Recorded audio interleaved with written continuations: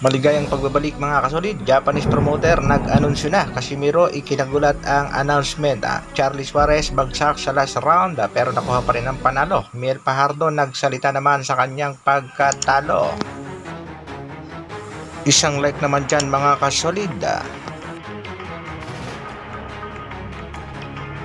Para sa ating unang balita mga kasolid, sa katatapos nga lang laban ng ating pangbatong si Miel Fajardo kontra sa pangbato ng Thailand na tinatawag nga nilang Thailand Monster. Talo nga itong si Kabayan via unanimous decision. Bagamat napabagsak nitong si Miel Fajardo ang kalaban sa round number 10, hindi pa rin yung sumapat dahil marami talagang puntos ang naibigay nitong si Tanongsak Simsri.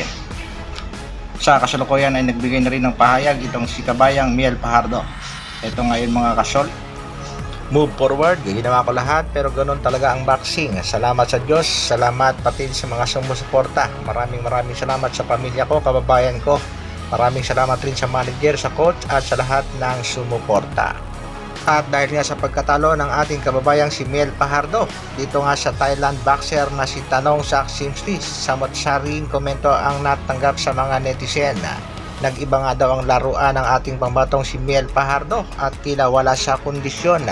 Hindi nga daw katulad ng kanyang mga dating laban. Nakitang-kita natin ang pagiging agresibo ng ating kababayang si Fajardo.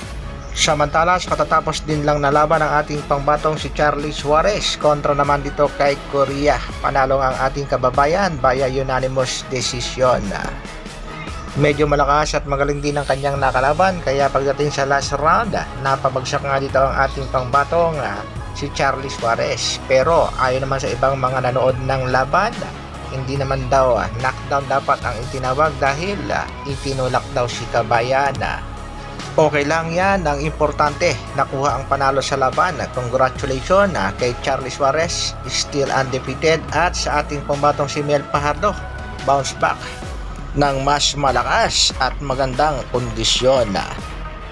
Sa kabilang balita naman mga kasolid, announcement ng Treasure Boxing Promotion na patungkol nga sa laban sa Korea. Ikinagulat nga ng mga boxing fans, tila wala daw ang pangalan ng ating pangbatong si Cuadro Alas, General Casimiro. Nabanggit nga dyan ang isa sa mga undercard. Ito nga itong si Vince Paras. Pangbato nating si Vince Paras muling mapapasabak sa bakbakan kontra sa Japanese boxer na si Hiroto Kyoguchi. Matatanda natin mga kasolid na itong si Vince Paras ay tinalo na nitong hapon na sa kanilang naging unang laban. Ito rin ang nagbigay ng unang talo sa ating pangbatong si Vince Paras. Makakabawi kaya ang ating pangbato sa kanilang nagiging rematch?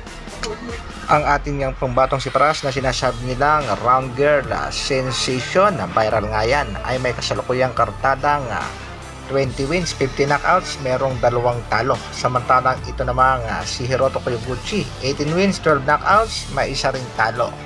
At sa mga nagtatanong at mga question sa naging announcement ng Treasure Boxing Promotion regarding sa nalalapit na laban sa bansang Korea, maaaring mga undercard pa nga lang ang binanggit nitong Japanese promoter, kaya hintay lang tayo sa magiging update naman tungkol sa laban ng ating nag-iisang angas ng Pinas, Cuadro Alas, General Casimiro.